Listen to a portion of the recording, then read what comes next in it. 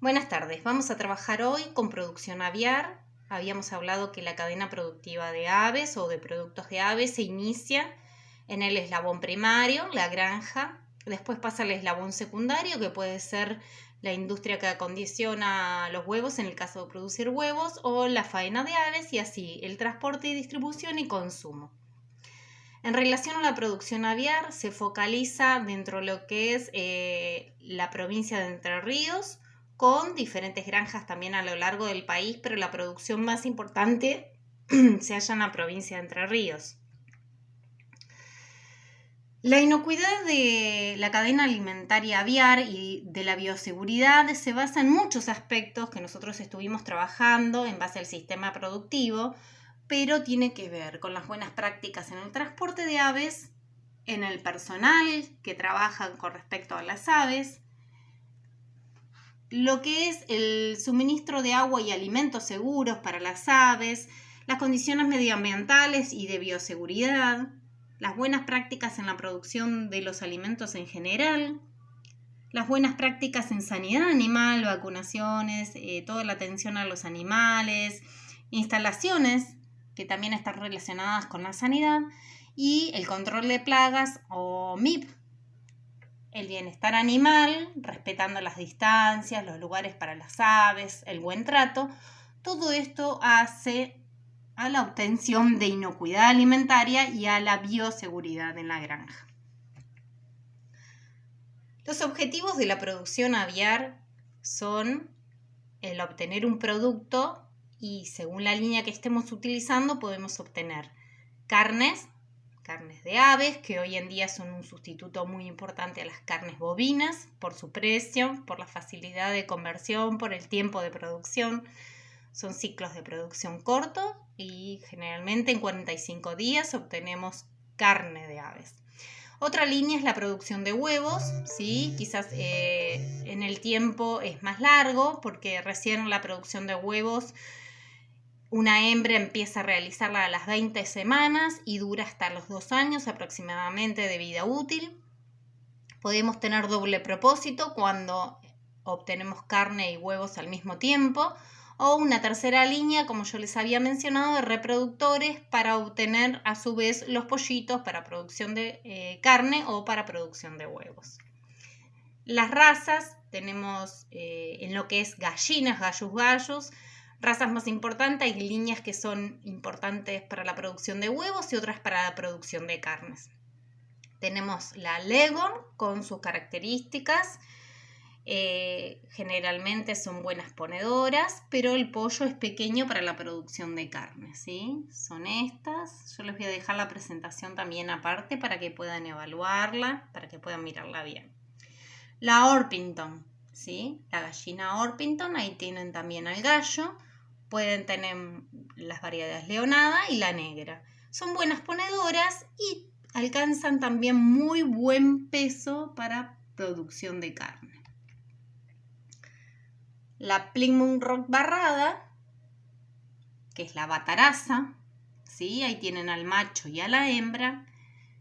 Generalmente son excelentes ponedoras en primavera y verano, buenas ponedoras en otoño e invierno, y son buenas madres, que eso es una característica muy importante a tener en cuenta para la postura. Y en relación a las características carniceras alcanzan muy buen peso y crecimiento también.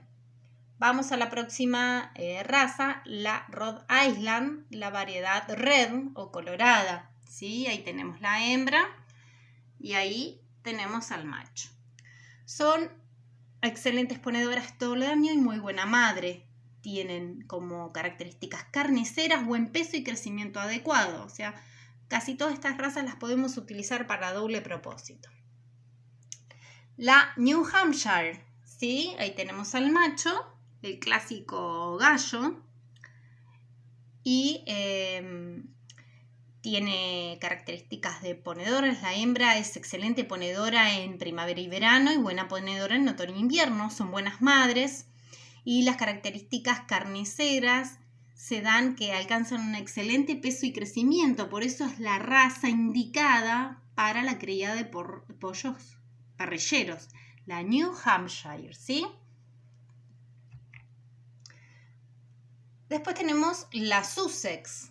La Sussex, ahí tenemos también, son buenas ponedoras todo el año y buenas madres. Alcanzan un excelente peso y crecimiento para la obtención de carne. Acá tenemos dos razas más. La primera es la Plymouth Rock blanca, ¿sí? Que se utiliza como línea materna, pero también son buenas ponedoras, o sea, se pueden utilizar para producción de carne y producción de huevo. Y la Cornish, acá tenemos también al macho y a la hembra. Acá les dejo un esquema de lo que es toda la organización de los órganos internos de la gallina, para que lo tengan en cuenta. Tenemos la última raza, la Sussex, también para producción de carne y huevos. En cuanto a las razas que vimos antes de ver el eslabón primario, me parece importante destacarles que tenemos dos productos que son los más importantes. Esos dos productos van a ser la carne y los huevos. Dentro de la producción de carne, el pollito ingresa a la granja a los 0 días, que vamos a contar de 1 o 2 días de vida, pero lo vamos a contar como 0 días. Ingresa en lo que es la etapa de cría, aproximadamente 15 días. Luego pasa a la etapa de recría, 30 días aproximadamente, y engorde. Recría, engorde. Los últimos días son de engorde. El total del ciclo que permanecen entre cría y recría y al final engorde son de unos 45 días en promedio. Puede variar entre los 40 y 50 días, ¿sí? O sea que yo a los 45 días en promedio ya tengo un pollo que está alrededor de entre los 2 y 3 kilos. ¿Sí? Según la terminación que yo le quiera dar o como lo quiera estandarizar, el tamaño del pollo, según es para restaurante, para supermercados, para algún emprendimiento en particular, si quiere un pollo más grande, un pollo más chico, yo le doy la terminación. El alimento es en la primera etapa de cría, es un iniciador, luego pasan a otro alimento con alta cantidad de proteínas y después ya entran en lo que es la recría y engorde, un alimento para esa etapa, también con alta cantidad de proteínas y que le da la terminación al animal, la terminación que yo le quiero dar. O sea que voy a obtener un pollo entre 2 y los 3 kilogramos, según lo que yo quiera producir. Otra línea es la producción de huevos. Sigue el pollito las mismas etapas de cría, entra en la recría y después de la recría no tiene engorde, o sea, yo no lo engordo, sino que saltamos de una etapa hasta que la hembra tiene 20 semanas, ¿sí? O sea, 5 meses. Ahí está en condiciones corporales, fisiológicas, de empezar el ciclo de postura. Empieza el ciclo de postura con condiciones específicas, necesitan mucha luz natural y artificial si no la tienen la natural, y va a ser productiva hasta aproximadamente los 2 años, ¿sí? A los 2 años ya finaliza su ciclo de postura y puedo venderla o puedo mandarla a faena para la obtención de carne. Eso es muy importante. Las dos líneas, tanto la obtención de carne como la obtención de huevos. Ahora vamos a ir, sí, al establecimiento. La granja tiene que contar con ciertas condiciones, ¿sí? Ustedes saben que es el eslabón primario y yo lo que debo lograr es que mi granja sea segura, que a partir de mi granja salgan alimentos que sean inocuos. Debo tener un establecimiento habilitado. Todas esas condiciones son requisitos. En cuanto a la infraestructura, debe ser una infraestructura que nos asegure a nosotros la inocuidad de los productos y la sanidad de los animales que tenemos. El terreno debe ser sobrelevado, seco y de fácil drenaje, por si tenemos acceso a las lluvias, si hay muchas lluvias. Debe tener buenos accesos, pavimentados o mejorados. Debe tener provisión de agua potable, es un punto muy importante, ¿sí? En el bienestar animal. Y en mis POEs, el agua debe ser potable. porque si no los animales se enferman y el alimento no es inocuo. Debe tener aporte de energía eléctrica que es necesaria para muchas tareas de la granja, ¿sí? Y debe estar aislado de otras granjas, sean de origen aviar u otro origen, sean porcinos o de otro tipo de animales. Eso es muy importante por la condición de bioseguridad, para no traer y llevar enfermedades. Bien, mi establecimiento debe estar habilitado. ¿Sí? SENASA, a través de la resolución 614 del 97, establece los requisitos y condiciones para que mi establecimiento esté habilitado y ellos garanticen toda la bioseguridad y las condiciones sanitarias, el manejo higiénico y la salida de un producto inocuo, el manejo de desperdicios y otros detalles que tienen que ver con el funcionamiento de la granja, ya sea para producción de aves, para la producción de aves que vayan destinadas a la producción de huevos, de carne o de reproductores. Bien, como habíamos dicho, la zona de emplazamiento es muy importante. Habíamos dicho que necesitamos un terreno no inundable, que cuente con suficiente agua y que sea potable. Que esté protegidas las instalaciones, bien orientadas hacia el sol, ¿sí? Pero a su vez que estén protegidas de la incidencia del sol fuerte y de los vientos fuertes del sudeste. Debe haber una buena ventilación y deben tener un límite que constituya un alambrado, un perímetro, que evite el ingreso de personas y animales que pueden contagiar enfermedades y que también no esté organizado. O sea, el perímetro me organiza mi granja y eso es muy importante, los límites de mi granja. En la puerta vamos a encontrar este cartel, 2 carteles. Uno que me va a decir cuál es el número de habilitación de RESPA, que es el registro que establece SENASA para agrupar a los productores. Y el otro es la habilitación del SENASA.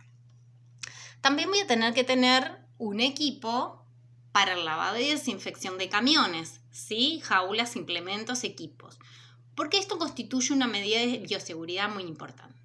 Y después voy a necesitar que todas las personas que ingresen a mi establecimiento estén protegidas y protejan a mi establecimiento, ¿sí?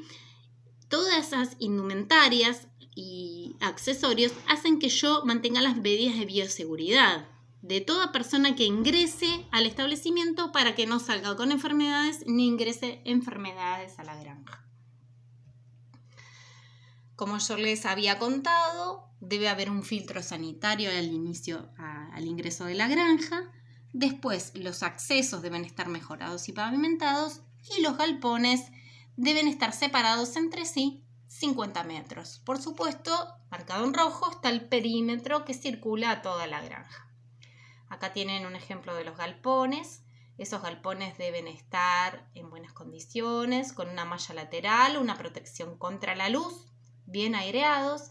Del otro lado se establece una cortina que es contra los vientos, que pueden ser árboles, además que complementan la cortina plástica, ¿sí? La distancia mínima entre los galpones era de 50 metros y del galpón al cerco perimetral 20 metros mínimamente. Todo limpio, con los pastos cortados, desmalezados, libre de desperdicios y de encharcamientos. Acá tienen, no sé si llegan a ver la imagen, de un galpón donde hay aves en una etapa, puede ser ahí de recría, ¿sí? Tenemos los comederos, la cama es toda la materia orgánica que está para que el animal no tome contacto con el piso. Tenemos los galpones bien aireados y bien separados los animales entre sí. Los establecimientos de estos sistemas intensivos deben tener un registro de movimientos de animales y de personas, ¿sí? Eso es muy importante. Y deben contar con un personal sanitario que esté habilitado para llevar todo el manejo del establecimiento, o sea, un responsable técnico habilitado que firme estos registros también.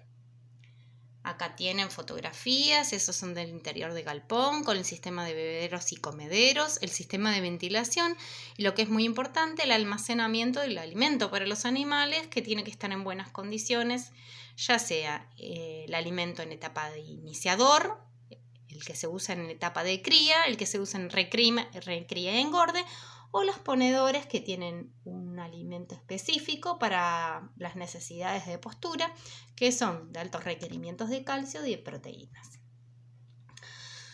Hablamos de la bioseguridad, que son todas las medidas que se establecen en un lugar para evitar el ingreso de cualquier plaga, de cualquier contaminación microbiológica, ¿no?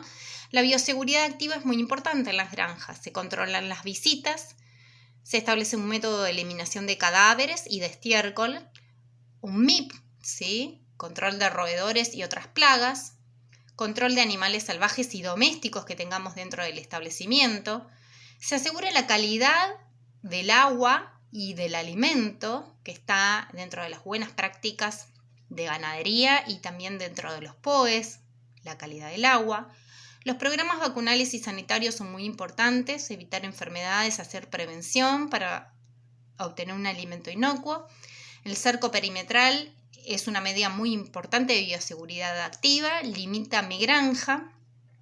La utilización de arcos y pediluvios en la entrada de los galpones y en la entrada del establecimiento hace que el personal constantemente esté desinfectado, tanto en sus ropas como en las botas. El control y registro de entrada y de salida de personal es otra medida de bioseguridad importante, y la utilización de uniformes complementan la bioseguridad en la granja.